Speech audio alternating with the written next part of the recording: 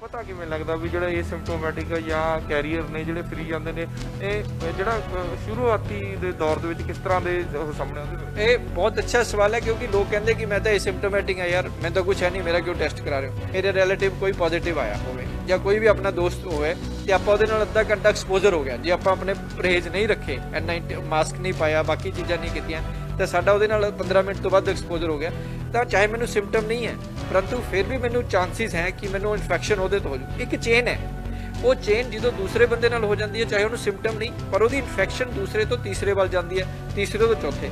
ਸੋ ਇੱਕ ਬੰਦਾ ਐਵਰੇਜ 10 ਬੰਦਿਆਂ ਨੂੰ ਇਨਫੈਕਟ ਕਰ ਸਕਦਾ।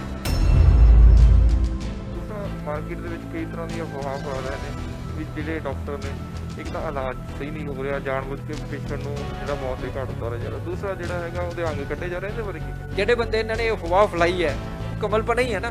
ਤੁਸੀਂ ਖੁਦ ਸੋਚੋ ਯਾਰ, ਇਹ ਸਵਾਲ ਵੀ ਜਿਹੜਾ ਹੈਗਾ ਕਿੰਨਾ ਬੇਮਾਨੇ ਹੈਗਾ। ਕਦੇ ਕਿਸੇ ਨੇ ਸੋਚਿਆ ਕਿ ਬਿਮਾਰ ਬੰਦੇ ਦਾ ਆਰਗਨ ਵੀ ਕਿਸੇ ਦੇ ਕੰਮ ਆ ਜਾਊਗਾ ਯਾਰ? ਕਦੇ ਕਿਸੇ ਨੇ ਸੋਚੀ ਇਹ ਗੱਲ? ਬਸ ਕਮਲਿਆਂ ਵਾਂਗੂ ਇੱਕ ਬੰਦੇ ਨੇ ਕਹਿਤਾ ਲੋਕ ਪਿੱਛੇ ਹੋ ਗਏ। ਕੋਈ ਇਸ ਤਰ੍ਹਾਂ ਦੀ ਸੋਚ, ਕਿੰਨੀ ਘਟੀਆ ਸੋਚ ਸੀ ਉਸ ਬੰਦਿਆਂ ਦੀ।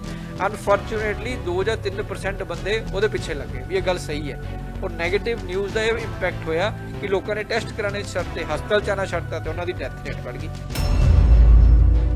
ਡੇਂਗੂ ਦਾ ਵੀ ਪ੍ਰਕੋਪ ਸ਼ੁਰੂ ਹੋ ਗਿਆ ਤੇ ਉਧਰੋਂ ਕਰੋਨਾ ਵੀ।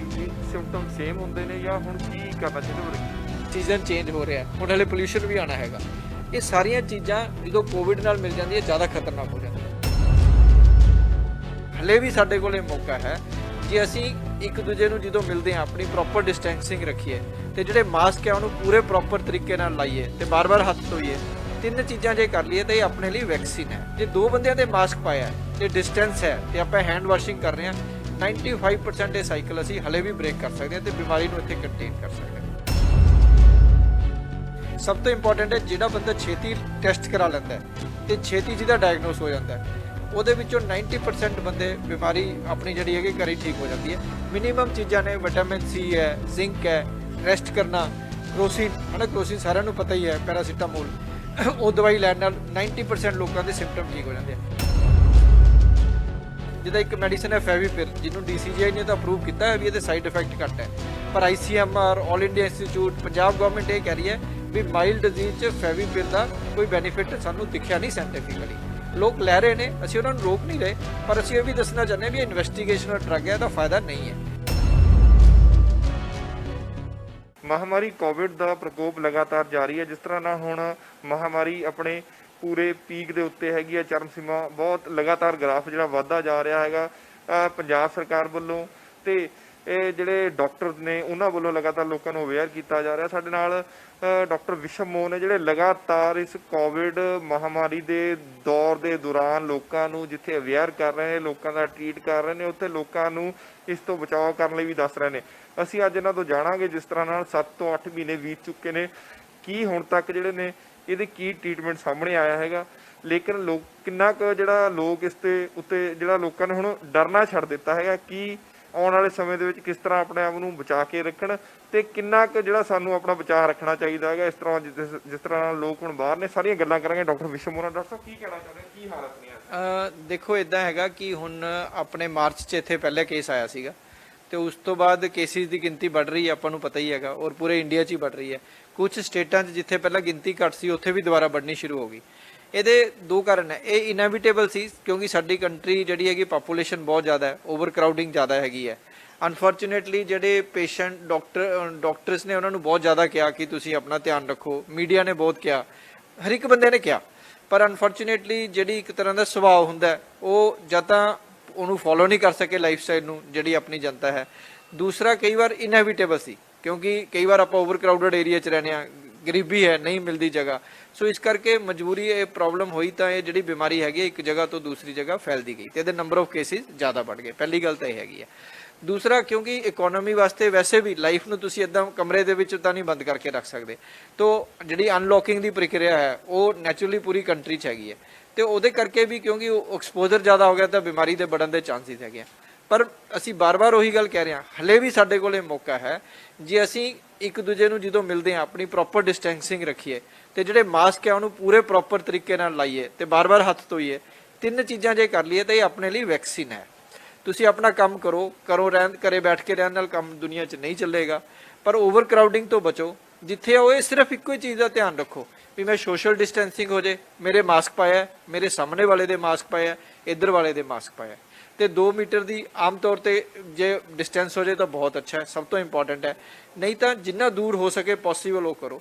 ਜੇ 2 ਬੰਦਿਆਂ ਦੇ ਮਾਸਕ ਪਾਇਆ ਤੇ ਡਿਸਟੈਂਸ ਹੈ ਤੇ ਆਪਾਂ ਹੈਂਡ ਵਾਸ਼ਿੰਗ ਕਰ ਰਹੇ ਹਾਂ, 95% ਇਹ ਸਾਈਕਲ ਅਸੀਂ ਹਲੇ ਵੀ ਬ੍ਰੇਕ ਕਰ ਸਕਦੇ ਹਾਂ ਤੇ ਬਿਮਾਰੀ ਨੂੰ ਇੱਥੇ ਕੰਟੇਨ ਕਰ ਸਕਦੇ ਹਾਂ। ਪਹਿਲੀ ਗੱਲ ਤਾਂ ਇਹ ਵਾਲੀ ਹੈਗੀ ਹੈ। ਦੂਸਰਾ ਜਿਹੜਾ ਤੁਸੀਂ ਕੁਝ ਗੱਲ ਕਰ ਰਹੇ ਸੀ ਕਿ ਨਵੀਆਂ ਮੈਡੀਸਿਨਸ ਕੀ ਆਈਆਂ ਨੇ, ਦੇਖੋ ਤੁਹਾਨੂੰ ਪਿਛਲੀ ਵਾਰ ਵੀ ਦੱਸਿਆ ਸੀ ਕਿ ਬਾਹਰਲੀ ਕੰਟਰੀਆਂ 'ਚ ਬਹੁਤ ਜ਼ਿਆਦਾ ਡੈਥ ਰੇਟ ਸੀਗੀ, ਪਰ ਹੁਣ ਡੈਥ ਰੇਟ ਘਟਣੀ ਸ਼ੁਰੂ ਹੋ ਗਈ ਹੈ। ਉਹਦਾ ਕਾਰਨ ਹੈਗਾ ਕਿ 4 ਇੰਪੋਰਟੈਂਟ ਚੀਜ਼ਾਂ ਨੇ। ਸਭ ਤੋਂ ਇੰਪੋਰਟੈਂਟ ਹੈ ਜਿਹੜਾ ਬੰਦਾ ਛੇਤੀ ਟੈਸਟ ਕਰਾ ਲੈਂਦਾ ਤੇ ਛੇਤੀ ਜਿਹਦਾ ਡਾਇਗਨੋਸ ਹੋ ਜਾਂਦਾ, ਉਹਦੇ ਵਿੱਚੋਂ 90% ਬੰਦੇ ਬਿਮਾਰੀ ਆਪਣੀ ਜਿਹੜੀ ਹੈਗੀ ਘਰੇ ਠੀਕ ਹੋ ਜਾਂਦੀ ਹੈ। ਮਿਨੀਮਮ ਚੀਜ਼ਾਂ ਨੇ, ਵਿਟਾਮਿਨ ਸੀ ਹੈ, ਜ਼ਿੰਕ ਹੈ, ਰੈਸਟ ਕਰਨਾ, ਕਰੋਸਿਨ ਹੈ ਨਾ, ਕਰੋਸਿਨ ਸਾਰਿਆਂ ਨੂੰ ਪਤਾ ਹੀ ਹੈ, ਪੈਰਾਸੀਟਾਮੋਲ, ਉਹ ਦਵਾਈ ਲੈਣ ਨਾਲ 90% ਲੋਕਾਂ ਦੇ ਸਿੰਪਟਮ ਠੀਕ ਹੋ ਜਾਂਦੇ ਆ। ਰੇਅਰਲੀ ਕੁਝ ਐਂਟੀਬਾਇਓਟਿਕਸ ਹਨ ਜਿੱਦਾਂ ਡੋਕਸੀਸਾਈਕਲਿਨ ਹੈ, ਕੁਝ ਲੋਕਾਂ ਨੂੰ HCQ ਹੈ, HCQ ਤੁਹਾਨੂੰ ਪਤਾ ਹੀ ਜਿਹੜੀ ਹਾਈਡਰੋਕਲੋਰੋਕੁਇਨ ਹੈ। ਜਿਹੜੇ high risk patient under medical supervision ਉਹਨਾਂ ਨੂੰ ਅਸੀਂ 5 ਦਿਨ ਦਾ ਕੋਰਸ ਦਿੰਦੇ ਹਾਂ, ਉਹ ਲੈ ਸਕਦੇ ਹੋ। ਇਸ ਤੋਂ ਬਿਯੋਂਡ ਕਈ ਨਵੀਆਂ ਦਵਾਈਆਂ ਲੋਕ WhatsApp ਤੋਂ ਪੜ੍ਹਦੇ ਨੇ ਜਾਂ ਪੁੱਛਦੇ ਨੇ ਵੀ ਉੱਥੇ ਇਹ ਚੱਲ ਰਹੀ ਹੈ, ਉੱਥੇ ਇਹ ਚੱਲ ਰਹੀ ਹੈ, ਜਿਹੜੀਆਂ ਕਿ ਇਨਵੈਸਟੀਗੇਸ਼ਨਲ ਨੇ, ਉਹਦਾ ਕੋਈ ਹਾਲੇ ਤਾਈਂ ਬੈਨੀਫਿਟ ਸਾਹਮਣੇ ਨਹੀਂ ਆਇਆ, ਪਰ ਉਹਦੀ ਕਾਸਟ ਬਹੁਤ ਜ਼ਿਆਦਾ ਹੈ। ਜਿੱਦਾਂ ਇੱਕ ਮੈਡੀਸਨ ਹੈ ਫੈਵੀਪਿਰ, ਜਿਹਨੂੰ DCGI ਨੇ ਤਾਂ ਅਪਰੂਵ ਕੀਤਾ ਹੈ ਵੀ ਇਹਦੇ ਸਾਈਡ ਇਫੈਕਟ ਘੱਟ ਹੈ, ਪਰ ICMR, all India institute, Punjab government ਇਹ ਕਹਿ ਰਹੀ ਹੈ ਵੀ ਮਾਈਲਡ ਡਿਜ਼ੀਜ਼ 'ਚ ਫੈਵੀਪਿਰ ਦਾ ਕੋਈ ਬੈਨੀਫਿਟ ਸਾਨੂੰ ਦਿਖਿਆ ਨਹੀਂ ਸਾਇੰਟੀਫਿਕਲੀ। ਲੋਕ ਲੈ ਰਹੇ ਨੇ, ਅਸੀਂ ਉਹਨਾਂ ਨੂੰ ਰੋਕ ਨਹੀਂ ਰਹੇ, ਪਰ ਅਸੀਂ ਇਹ ਵੀ ਦੱਸਣਾ ਚਾਹੁੰਦੇ ਹਾਂ ਵੀ ਇਨਵੈਸਟੀਗੇਸ਼ਨਲ ਡਰੱਗ ਹੈ, ਇਹਦਾ ਫਾਇਦਾ ਨਹੀਂ ਹੈ। ਦੂਸਰੀ ਇੱਕ ਡਰੱਗ ਜਿਹੜੀ ਚੱਲਦੀ ਹੈ ਆਈਵਰਮੈਕਟਿਨ, ਤੁਸੀਂ ਸੁਣਿਆ ਹੋਵੇਗਾ, ਬਿਹਾਰ ਤੇ UP ਦੇ ਵਿੱਚ ਜਿੱਥੇ ਪੈਰਾਸਾਈਟ ਵਾਸਤੇ ਸੀਗੀ। ਇਹ ਮੈਡੀਸਨ ਦੀ ਵੀ ਬੜੀ ਕੰਟਰੋਵਰਸੀ ਹੈ। ਇੱਕ ਆਸਟ੍ਰੇਲੀਆ ਦਾ ਜਿਹੜਾ ਉਹ ਸਰਕੂਲਰ ਘੁੰਮ ਰਿਹਾ ਸੀਗਾ ਕਿਸੇ ਬੰਦੇ ਦਾ ਪਾਇਆ ਹੋਇਆ ਕਿ ਜੀ ਉੱਥੇ ਯੂਜ਼ ਹੋ ਗਈ, ਪਰ ਆਸਟ੍ਰੇਲੀਅਨ ਗਵਰਨਮੈਂਟ ਨੇ ਉਹਨੂੰ ਸਪੋਰਟ ਨਹੀਂ ਕੀਤਾ ਕਿਉਂਕਿ ਜਿੰਨੀ ਡੋਜ਼ ਵਾਸਤੇ ਆਈਵਰਮੈਕਟਿਨ ਦੀ ਚਾਹੀਦੀ ਹੈ ਉਹਦੀ ਕੰਸਨਟ੍ਰੇਸ਼ਨ ਵਾਇਰਸ ਨੂੰ ਖਤਮ ਕਰਨੇ ਉਹ ਬਹੁਤ ਹਾਈ ਡੋਜ਼ ਹੈ, ਪਰ ਫਿਰ ਵੀ ਉਹਦੇ ਵਾਸਤੇ different studies different parts of world 'ਚ ਚੱਲ ਰਹੀਆਂ ਨੇ। ਪਰ ਫਿਰ ਵੀ ਉਹਦੇ ਬਾਰੇ ਮੈਂ ਸੇਮ ਫੈਵੀਪਿਰ ਦੀ ਤਰ੍ਹਾਂ ਕਹਾਂਗਾ ਕਿ ਇਹ ਇਨਵੈਸਟੀਗੇਸ਼ਨਲ ਡਰੱਗ ਹੈ, ਇਹਨੂੰ ਬਿਨਾਂ ਮਤਲਬ ਤੋਂ ਇਦਾਂ ਨਾ ਲਓ, ਬਿਨਾਂ ਸੁਪਰਵਿਜ਼ਨ ਤੋਂ। ਮਾਈਲਡ ਦੀ ਅਸੀਂ ਦੇਖਿਆ ਜੇ ਸਾਡਾ ਐਕਸਪੀਰੀਅੰਸ ਹੈ, ਸਾਡੇ ਕਮ ਸੇ ਕਮ 200 ਹੈਲਥ ਵਰਕਰ DMC ਦੇ, ਕਈ ਹਜ਼ਾਰ ਬੰਦੇ ਹੈਲਥ ਕੇਅਰ ਵਰਕਰਸ ਨੇ, ਦੂਸਰੇ ਹੈਲਥ ਕੇਅਰ ਵਰਕਰਸ ਪੰਜਾਬ ਦੇ, ਪੰਜਾਬ ਪੁਲਿਸ ਦੇ ਪਰਸਨਲ, ਉਹਨਾਂ ਨੂੰ ਅਸੀਂ ਸਿਰਫ ਵਿਟਾਮਿਨ ਸੀ ਮਾਈਲਡ ਡਿਜ਼ੀਜ਼, ਮੈਂ ਏਸਿਮਟੋਮੈਟਿਕ ਤੇ ਮਾਈਲਡ ਡਿਜ਼ੀਜ਼ ਦੀ ਗੱਲ ਕਰ ਰਿਹਾ, ਉਹਨਾਂ ਨੂੰ ਸਿਰਫ ਸੁਪਰਵਿਜ਼ਨ ਰੱਖੀ। ਇਹ ਦੱਸਿਆ ਵੀ ਜੇ ਕੁਝ ਉਹਨਾਂ ਦੇ ਵਾਰਨਿੰਗ ਸਿਗਨਲ ਸੀ, ਜੇ ਹੋਏ ਤਾਂ ਤੁਸੀਂ ਹਸਪਤਾਲ ਚਾਓ। ਸਿੰਪਲ ਮੈਡੀਸਨ ਦਿੱਤੀਆਂ। ਬਿਨਾਂ ਇਹਨਾਂ ਮੈਡੀਸਨਸ ਤੋਂ ਮੈਂ ਫਕਰ ਨਾਲ ਕਹਿ ਸਕਦਾ ਕਿ ਜਿਹੜੇ ਹੈਲਥ ਕੇਅਰ ਵਰਕਰ ਹੈ ਸਾਡੇ ਹਸਪੀਟਲਸ ਦੇ, ਮੈਂ ਤੁਹਾਨੂੰ ਲੁਧਿਆਣਾ ਦੇ ਬਾਰੇ ਦੱਸ ਸਕਦਾ ਜਾਂ ਪੰਜਾਬ ਪੁਲਿਸ ਦੇ, ਉਹਨਾਂ 'ਚ ਕਿਸੇ ਦਾ ਡਿਜ਼ੀਜ਼ ਪ੍ਰੋਗਰੈਸ ਨਹੀਂ ਕੀਤਾ।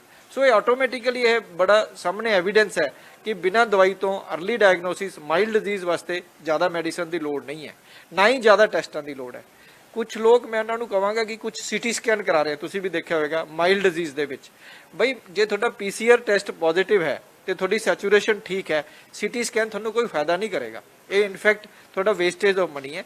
CT ਸਕੈਨ ਦੀਆਂ ਇੰਡੀਕੇਸ਼ਨਸ ਨੇ ਜਿਹੜੀਆਂ ਡਾਕਟਰ ਜ਼ਿਆਦਾ ਐਡਮਿਸ਼ਨ ਤੋਂ ਬਾਅਦ ਕੁਝ ਲੋਕਾਂ ਨੂੰ ਲੋੜ ਪੈਂਦੀ ਹੈ, ਸਾਰਿਆਂ ਨੂੰ ਨਹੀਂ ਪੈਂਦੀ, 10 ਤੋਂ 15% ਲੋਕਾਂ ਨੂੰ ਦਾਖਲ ਤੋਂ ਬਾਅਦ। ਮਾਈਲਡ ਡਿਜ਼ੀਜ਼ 'ਚ ਸਿਰਫ ਉਦੋਂ ਕਹਿੰਦੇ ਆ ਕਿ ਜਦੋਂ ਸਾਨੂੰ ਸਸਪੀਸ਼ਨ ਤਾਂ ਜ਼ਿਆਦਾ ਹੋਵੇ ਵੀ ਇਹਨੂੰ ਹੋ ਸਕਦਾ ਕੋਵਿਡ, ਪਰੰਤੂ ਟੈਸਟ ਨੈਗੇਟਿਵ ਆ ਜਾਏ PCR, ਉਹ ਹਰ ਇੱਕ ਟੈਸਟ ਦੀ ਆਪਣੀ ਆਪਣੀ ਲਿਮਿਟੇਸ਼ਨ ਹੈ। ਫਿਰ ਉਹਨੂੰ ਕਨਫਰਮ ਵਾਸਤੇ CT ਸਕੈਨ ਕਰਾਉਂਦੇ ਆ ਕੁਝ ਕੇਸਾਂ 'ਚ। ਜੇ 100 ਪੇਸ਼ੈਂਟ ਸਾਡੇ ਕੋਲੇ ਆਉਂਦਾ, ਸਿਰਫ 5 ਤੋਂ ਵੀ ਘੱਟ ਮੈਂ ਕਹਾਂਗਾ 2 ਜਾਂ 3 ਪੇਸ਼ੈਂਟ ਹੀ ਆ ਜਿਨ੍ਹਾਂ ਨੂੰ CT ਦੀ ਲੋੜ ਪੈਂਦੀ ਹੈ ਮਾਈਲਡ ਕੇਸਾਂ 'ਚ। ਪਰ ਹਰ ਇੱਕ ਬੰਦਾ CT ਕਰਾ ਰਿਹਾ, ਉਹਦੇ ਨਾਲ ਕਾਸਟ ਵੀ ਵੱਧ ਰਹੀ ਹੈ, ਬਰਡਨ ਵੀ ਵੱਧ ਰਿਹਾ, ਤਾਂ ਉਹਨਾਂ ਨੂੰ ਮੇਰੀ ਰਿਕੁਐਸਟ ਹੈ ਕਿ ਇਹ ਟੈਸਟ ਓਵਰ ਇਨਵੈਸਟੀਗੇਸ਼ਨ ਆਪਣੇ ਆਪ ਨੂੰ ਨਾ ਕਰਾਂ। ਸੋ ਇਹ ਤਾਂ ਹੋ ਗਿਆ ਟੈਸਟ ਇਹਦੇ ਬਾਰੇ। ਜਿਹੜੀ ਮੋਡਰੇਟ ਤੇ ਸਵੀਅਰ ਕੇਸ ਨੇ ਜਿਨ੍ਹਾਂ ਦੀ ਸੈਚੂਰੇਸ਼ਨ 94 ਤੋਂ ਘੱਟ ਜਾਂਦੀ ਹੈ, ਉਹਨਾਂ ਨੂੰ ਅਸੀਂ ਮੋਡਰੇਟ ਕਹਿੰਦੇ ਹਾਂ। 88 ਤੋਂ ਘੱਟ ਜਾਂਦੀ ਹੈ ਉਹਨਾਂ ਨੂੰ ਅਸੀਂ ਸਵੀਅਰ ਕੈਟੇਗਰੀ ਕਹਿੰਦੇ ਹਾਂ। ਇਹ ਕੈਟੇਗਰੀ ਜਦੋਂ ਅਨਫੋਰਚੂਨੇਟਲੀ ਜਿਹੜੇ ਕੋਮੋਰਬਿਡਿਟੀ ਵਾਲੇ ਪੇਸ਼ੈਂਟ ਆ ਜਾਂਦੇ ਨੇ ਸਾਡੇ ਕੋਲੇ, ਤਾਂ ਉਹਨਾਂ ਦਾ ਟ੍ਰੀਟਮੈਂਟ ਹੈ, ਉਹਨਾਂ ਨੂੰ ਪਿਛਲੀ ਵਾਰ ਮੈਂ ਦੱਸਿਆ ਆਕਸੀਜਨੇਸ਼ਨ ਉਹਨਾਂ ਨੂੰ ਲੋੜ ਹੈ। ਪ੍ਰੋਨਿਕ ਪੋਜੀਸ਼ਨ, ਪੁੱਠਾ ਕਿੱਦਾਂ ਲੇਟਣਾ, ਇਹਦੀ ਵਿਧੀ ਹੈ ਜਿਹੜੀ ਤੁਸੀਂ ਆਪਣੇ ਇਸ ਤੋਂ ਚੈਨਲ ਤੋਂ ਰਿਲੀਜ਼ ਵੀ ਕਰ ਸਕਦੇ ਹੋ, ਲੋਕ ਦੇਖ ਸਕਣ, ਅਸੀਂ ਤੁਹਾਨੂੰ ਉਹਦੀ ਵੀਡੀਓ ਸ਼ੇਅਰ ਕਰ ਦਿਆਂਗੇ। ਤੀਸਰੀ ਚੀਜ਼ ਹੈ ਹੈਪਰਿਨ, ਖੂਨ ਪਤਲੇ, ਕਿਉਂਕਿ ਇਹ ਬਿਮਾਰੀ ਵਾਇਰਸ ਦੇ ਨਾਲ ਖੂਨ ਗਾੜਾ ਵੀ ਕਰਦੀ ਹੈ, ਕਲੌਟ ਵੀ ਬਣਾਉਂਦੀ ਹੈ, ਤੱਬੇ ਵੀ ਬਣਾਉਂਦੀ ਹੈ। ਤਾਂ ਮੋਡਰੇਟ ਡਿਜ਼ੀਜ਼ 'ਚ ਅਸੀਂ ਕੁਝ ਖੂਨ ਪਤਲੇ ਦੀ ਦਵਾਈ ਵੀ ਐਡ ਕੀਤੀ ਹੈ, ਸਵੀਅਰ 'ਚ ਉਹਦੀ ਡੋਜ਼ ਜ਼ਿਆਦਾ ਕੀਤੀ ਹੈ। ਤੀਸਰਾ ਕੁਝ ਰੋਲ ਇਹਦੇ ਵਾਸਤੇ ਸਟੀਰੋਇਡ ਦਾ, ਤੁਸੀਂ ਦੇਖਿਆ ਹੋਵੇਗਾ ਕਿ ਜਿਨ੍ਹਾਂ ਨੂੰ ਆਕਸੀਜਨ ਦੀ ਲੋੜ ਪੈਂਦੀ ਹੈ ਉਹਨਾਂ ਨੂੰ ਸਟੀਰੋਇਡ ਦੀ ਫਿਕਸ ਡੋਜ਼ ਹੈ। ਘਰ ਵਿੱਚ ਮਾਈਲਡ ਵਾਸਤੇ ਸਟੀਰੋਇਡ ਨਹੀਂ ਹੈ, ਇਹ ਵੀ ਮੈਂ ਤੁਹਾਨੂੰ ਬਾਰ-ਬਾਰ ਕਹਿਣਾ ਚਾਹੁੰਦਾ। ਮਾਈਲਡ ਵਾਸਤੇ ਕਈ ਆਪਣਾ ਉਹ ਕੈਮਿਸਟ ਤੋਂ ਜਾ ਕੇ ਖੁਦ ਹੀ ਸਟੀਰੋਇਡ ਦੀ ਦਵਾਈ ਲੈ ਰਹੇ ਨੇ, ਸੈਲਫ ਮੈਡੀਕੇਸ਼ਨ ਕਰ ਰਹੇ ਨੇ, नो हाइपोक्सीਆ नो ਸਟੀਰੋਇਡ, ਮਤਲਬ ਜੇ ਸੈਚੂਰੇਸ਼ਨ ਤੁਹਾਡੀ ਠੀਕ ਹੈ, ਜੇ ਫਿਰ ਵੀ ਤੁਸੀਂ ਸਟੀਰੋਇਡ ਲੈ ਰਹੇ ਹੋ ਤੇ ਜਾਨਲੇਵਾ ਹੈ। ਇਹਦੇ ਨਾਲ ਕਈ ਡੈਥਸ ਹੋ ਚੁੱਕੀਆਂ ਨੇ, ਕਈ ਮਰੀਜ਼ ਸੀਰੀਅਸ ਹੋ ਚੁੱਕੇ। ਸੋ ਸਟੀਰੋਇਡ ਉਹਦੀ ਲੈਣੇ ਹੈ ਅੰਡਰ ਡਾਕਟਰ ਸੁਪਰਵਿਜ਼ਨ, ਆਕਸੀਜਨ ਦੀ ਘਾਟ ਹੋਵੇ ਫਿਰ ਇਹਦਾ ਫਾਇਦਾ ਹੈ। ਉਹਦੇ ਵਿੱਚ ਜਿਹੜੀ ਵੈਂਟੀਲੇਟਰ ਦੀ ਜਿਹੜੇ ਚਾਂਸਿਸ ਆ ਉਹ ਘਟ ਜਾਂਦੇ ਆ ਤੇ ਡੈਥ ਰੇਟ ਵੀ ਠੀਕ ਹੋ ਜਾਂਦੀ ਹੈ। ਸੋ ਦੂਸਰੀ ਡਰਗ ਹੋਗੀ। ਤੀਸਰਾ ਮੈਂ ਤੁਹਾਨੂੰ ਦੱਸਿਆ ਜੀ ਖੂਨ ਪਤਲੇ ਦਾ ਦੱਸ ਦਿੱਤਾ। ਚੌਥਾ ਪ੍ਰੋਨਿੰਗ ਪੋਜੀਸ਼ਨ ਹੋ ਗਈ ਹੈ। ਇੱਕ ਹੈ ਐਂਟੀਵਾਇਰਲ ਡਰਗਸ, ਜਿਹੜੀ ਕਿ ਐਂਟੀਵਾਇਰਲ ਪਲਾਜ਼ਮਾ, ਦੋ ਚੀਜ਼ਾਂ ਹੋਰ ਨੇ।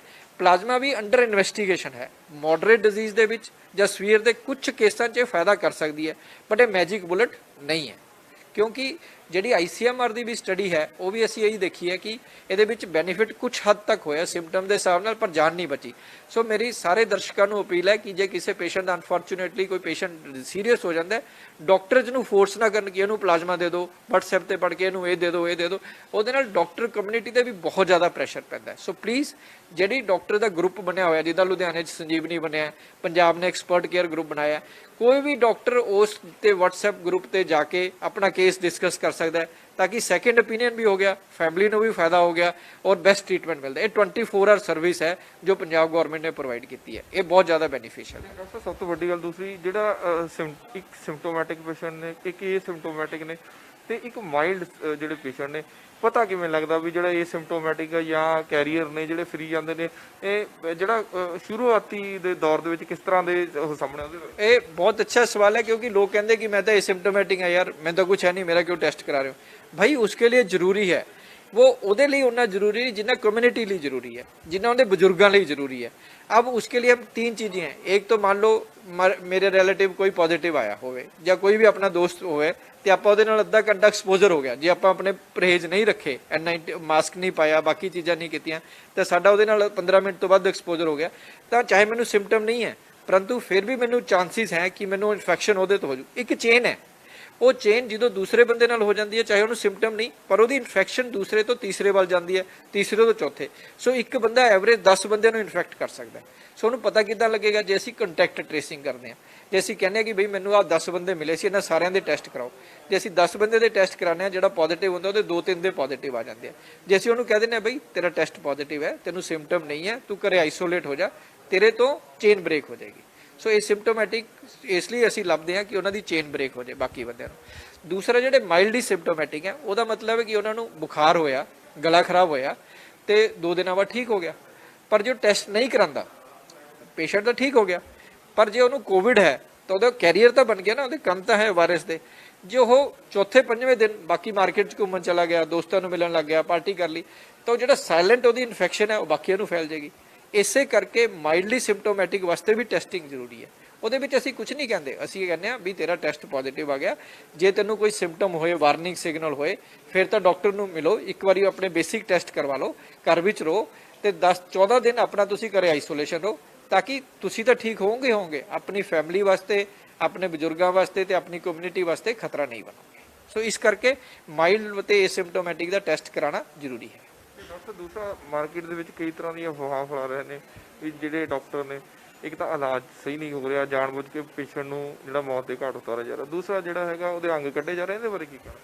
अरे भाई ये मुझे कल परसों भी किसी ने पूछा ये सवाल, कई बार बड़ा कष्ट होता है। देखो कम से कम कुछ हज़ार डॉक्टर, एग्जैक्ट फिगर मैं थोड़ा दस सकदा, पंजाब च ही कई बंदे ने, डॉक्टर्स, नर्सिस, पैरामैडिकल स्टाफ ਜਿਹੜਾ ਬੰਦੇ ਦੀ ਸਫਾਈ ਕਰਦਾ ਹੈ ਮਰੀਜ਼ਾਂ ਦੀ, ਕਿਉਂਕਿ ਕੰਟੇਜੀਅਸ ਡਿਜ਼ੀਜ਼ ਹੈ, ਉਸ ਚਪੇਟ 'ਚ ਆ ਕੇ ਇਲਾਜ ਕਰਦੇ ਕਰਦੇ ਕੁਝ ਬੰਦੇ ਤਾਂ ਹਸਪਤਾਲ 'ਚ ਦਾਖਲ ਹੋ ਗਏ, ਪੋਜ਼ਿਟਿਵ ਹੋ ਗਏ, ਕਈ ਬੰਦੇ ਸ਼ਹੀਦ ਵੀ ਹੋ ਗਏ, ਚਾਹੇ ਉਹ ਪੁਲਿਸਮੈਨ ਹੈ, ਚਾਹੇ ਉਹ ਡਾਕਟਰ ਹੈ।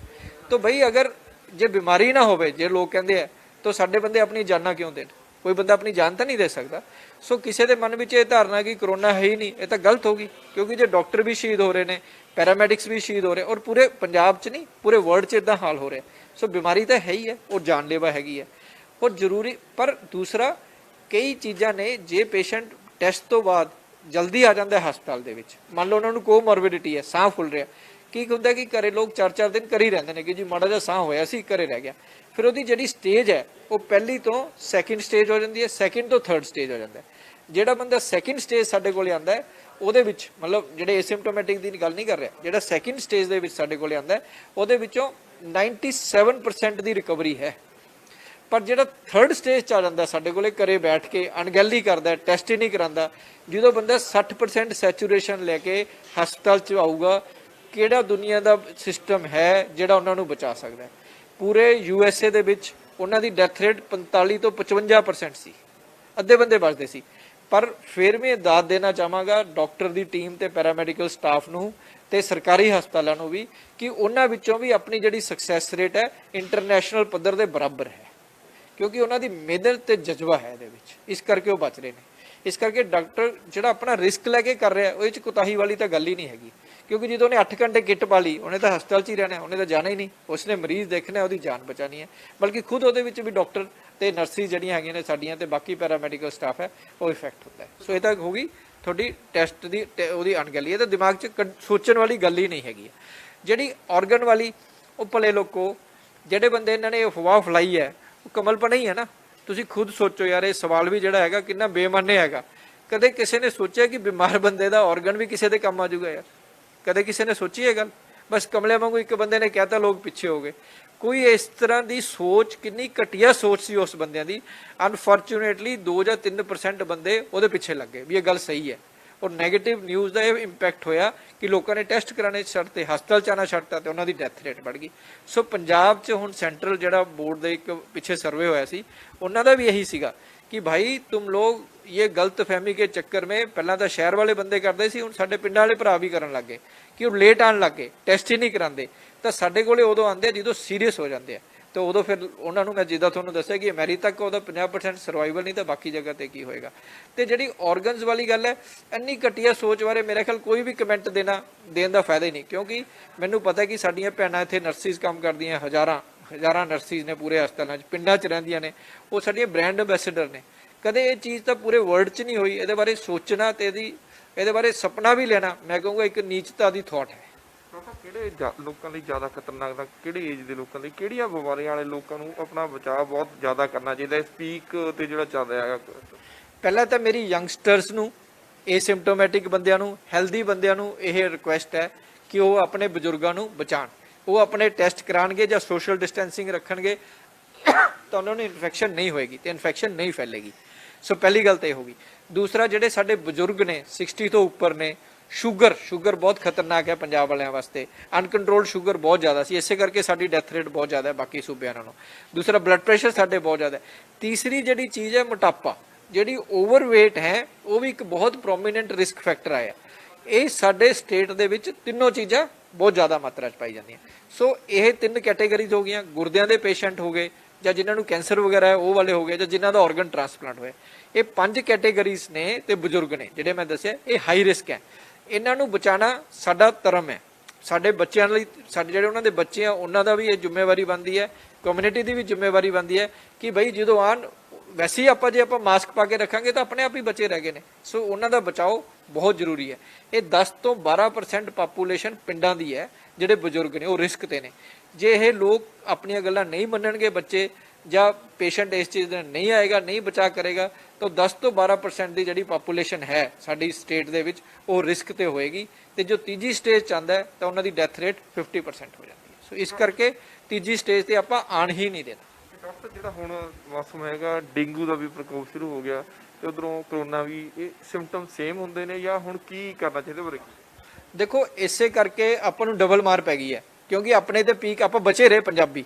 ਤੁਸੀਂ ਦੇਖੋ ਪੰਜਾਬ ਕਿੰਨੇ ਮਹੀਨੇ ਬਚਿਆ ਰਿਹਾ ਕਰੋਨਾ ਦੇ ਪ੍ਰਕੋਪ ਤੋਂ, ਕਿਉਂਕਿ ਲੋਕਾਂ ਨੇ, ਪੁਲਿਸ ਨੇ, ਪ੍ਰਸ਼ਾਸਨ ਨੇ ਤੇ ਪਬਲਿਕ, 3 P's ਨੇ ਤੇ ਪੋਲੀਟੀਕਲ ਪਾਰਟੀਜ਼, ਚਾਰਾਂ ਨੇ ਇਮਾਨਦਾਰੀ ਨਾਲ, ਸਹਿਨਸ਼ੀਲਤਾ ਨਾਲ ਮੈਚੁਰ ਵਰਕਿੰਗ ਕੀਤੀ। ਹੁਣ ਜਿਉਂ-ਜਿਉਂ ਟਾਈਮ ਬੀਤਦਾ ਗਿਆ, ਲੋਕਾਂ ਦੀਆਂ ਕੁਝ ਗਲਤੀਆਂ, ਕੁਝ ਗਲਤ ਪ੍ਰਚਾਰ ਹੋ ਗਏ।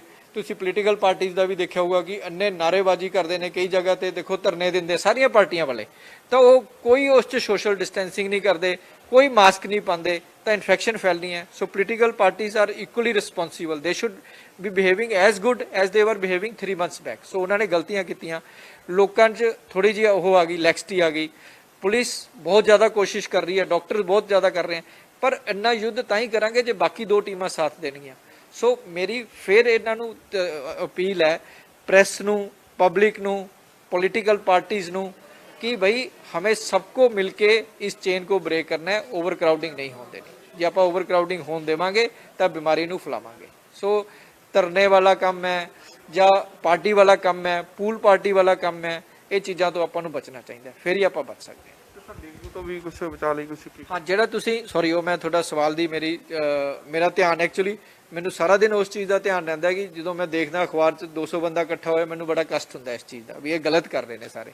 ਸੋ ਜਿਹੜਾ ਬੁਖਾਰ ਹੈਗਾ ਉਹ ਹੁਣ ਡੇਂਗੂ ਦਾ ਵੀ ਹੋ ਗਿਆ ਟਾਈਮ, ਹੈ ਨਾ, ਮੱਛਰਾਂ ਵਾਲਾ ਬੁਖਾਰ ਹੋ ਗਿਆ, ਸੀਜ਼ਨ ਚੇਂਜ ਹੋ ਰਿਹਾ, ਹੁਣ ਹਲੇ ਪੋਲਿਊਸ਼ਨ ਵੀ ਆਉਣਾ ਹੈਗਾ। ਇਹ ਸਾਰੀਆਂ ਚੀਜ਼ਾਂ ਜਦੋਂ ਕੋਵਿਡ ਨਾਲ ਮਿਲ ਜਾਂਦੀਆਂ ਜ਼ਿਆਦਾ ਖਤਰਨਾਕ ਹੋ ਜਾਂਦੀਆਂ। ਤਾਂ ਇਹਦੇ ਵਾਸਤੇ ਆਪਾਂ ਨੂੰ ਫੁੱਲ ਸਲੀਵ ਦੇ ਕੱਪੜੇ ਇੱਥੋਂ ਤੱਕ ਦੇ ਪਾਓ, ਆ ਦੇਖੋ ਇਸ ਤਰ੍ਹਾਂ ਦੇ ਅਸੀਂ ਪਹਿਲਾਂ ਹੀ ਬਣਾ ਲਏ ਨੇ ਕੱਪੜੇ, ਪੂਰਾ ਕਵਰ ਕਰਕੇ ਰੱਖੋ। ਮੱਛਰ ਪਾਣੀ ਇਕੱਠਾ ਨਾ ਹੋਣ ਦਿਓ। ਇਹ ਪਾਣੀ ਦੇਖੋ, ਪਾਣੀ ਤੇ ਆਪਾਂ ਨੂੰ ਸਾਰਿਆਂ ਨੂੰ ਪਤਾ ਕਿ ਡੇਂਗੂ ਉਸ ਤੇ ਹੁੰਦਾ ਹੈ। ਔਰ ਜਿੱਥੇ ਮੱਛਰ ਵਗੈਰਾ ਹੈ ਉਹਨਾਂ ਨੂੰ ਮੱਛਰ ਮਾਰਨ ਦੀ ਦਵਾਈ ਛਿੜਕਾਓ ਹੋਣੀ ਚਾਹੀਦੀ ਹੈ। ਜੇ ਮੱਛਰ ਫਿਰ ਵੀ ਜ਼ਿਆਦਾ ਹੈ ਤਾਂ ਮੱਛਰਦਾਨੀ ਦਾ ਯੂਜ਼ ਕਰਨਾ ਚਾਹੀਦਾ, ਜਾਂ ਜਿਹੜੇ ਮਸਕੀਟੋ ਰਿਪੈਲੈਂਟ ਹੈ ਉਹਨੂੰ ਕਰਨਾ ਚਾਹੀਦਾ। ਦੇਖੋ ਉਹੀ ਗੱਲ ਹੈ, ਜੇ ਕੂਲਰਾਂ 'ਚ ਪਾਣੀ ਨਾ ਇਕੱਠਾ ਹੋਏਗਾ, ਬਾਕੀ ਜਗ੍ਹਾ ਤੇ ਪਾਣੀ ਨਾ ਇਕੱਠਾ ਹੋਏਗਾ ਤਾਂ ਨੈਚੁਰਲੀ ਮੱਛਰ ਨਹੀਂ ਬਣਨਗੇ, ਕਿਉਂਕਿ ਇਹ ਕੇਸਿਸ ਸਾਡੇ ਕੰਬੀਨੇਸ਼ਨ ਵੀ ਆ ਰਿਹਾ, ਤੁਸੀਂ ਬਿਲਕੁਲ ਠੀਕ ਕਹਿ ਰਹੇ ਹੋ। ਸੋ ਜਿਹੜਾ ਵੀ ਪੇਸ਼ੈਂਟ ਬੁਖਾਰ ਵਾਲਾ ਹੈ, ਅਸੀਂ ਅੱਜ ਕੱਲ੍ਹ ਉਹਨਾਂ ਦਾ ਕੋਵਿਡ ਟੈਸਟ ਵੀ ਕਰ ਰਹੇ ਹਾਂ ਤੇ ਡੇਂਗੂ ਦਾ ਵੀ ਕਰ ਰਹੇ ਹਾਂ। ਸੋ ਇਟਸ ਅਨਫੋਰਚੂਨੇਟ, ਨਹੀਂ ਤਾਂ ਹੁਣ ਤੱਕ ਅਸੀਂ ਕੋਵਿਡ ਨੂੰ ਜਿੱਤ ਚੁੱਕੇ ਹੁੰਦੇ ਤੇ ਡੇਂਗੂ ਨਾਲ ਤਾਂ ਅਸੀਂ ਲੜ ਹੀ ਲੈਂਦੇ ਹਾਂ, ਸਾਨੂੰ ਅਸੀਂ ਯੂਜ਼ ਟੂ ਹੈਗੇ। ਸੋ ਡੇਂਗੂ ਤੋਂ ਬਚਣ ਲਈ ਵੀ ਮੇਰੀ ਸਾਰਿਆਂ ਨੂੰ ਰਿਕੁਐਸਟ ਹੈ ਕਿ ਆਪਣੇ ਘਰਾਂ ਦੇ ਬਾਹਰ ਜਾਣ, ਆਪਣੇ ਕੂਲਰ ਦੇਖਣ, ਪਾਣੀ ਦੇ ਕੰਟੇਨਰ ਦੇਖਣ, ਪਾਣੀ ਇਕੱਠਾ ਨਾ ਹੋਣ ਦੇਣ, ਕਿਉਂਕਿ ਇਹ ਸਾਫ਼ ਪਾਣੀ 'ਚ ਇਕੱਠਾ ਹੁੰਦਾ ਹੈ ਤੇ ਉੱਥੇ ਮੱਛਰ ਵੱਢਦੇ ਨੇ।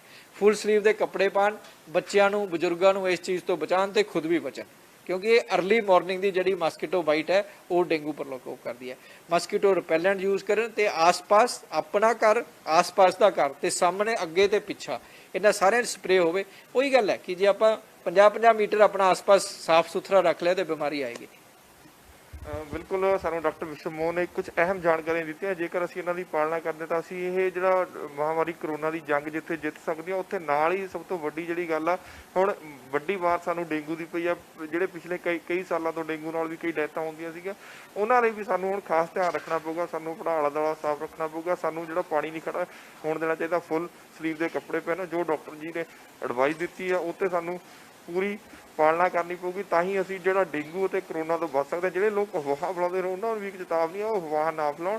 ਜਿਹੜੇ ਲੋਕਾਂ ਨੂੰ ਕੋਈ ਪ੍ਰੋਬਲਮ ਆ ਉਹ ਆਪਣਾ ਜਿਹੜਾ ਟੈਸਟ ਕਰਾਉਣ, ਤਾਂ ਜੋ ਇਸ ਬਿਮਾਰੀ ਤੋਂ ਅਸੀਂ ਜਿੱਤ ਪ੍ਰਾਪਤ ਕਰ ਸਕੀਏ। ਲੁਧਿਆਣਾ ਤੋਂ ਕੈਮਰਾ ਪਰਸਨ ਰੋਹਿਤ ਦੇ ਨਾਲ ਤਰਸੇਮ। ਪਤਾ ਕਿਵੇਂ ਲੱਗਦਾ ਵੀ ਜਿਹੜਾ ਇਹ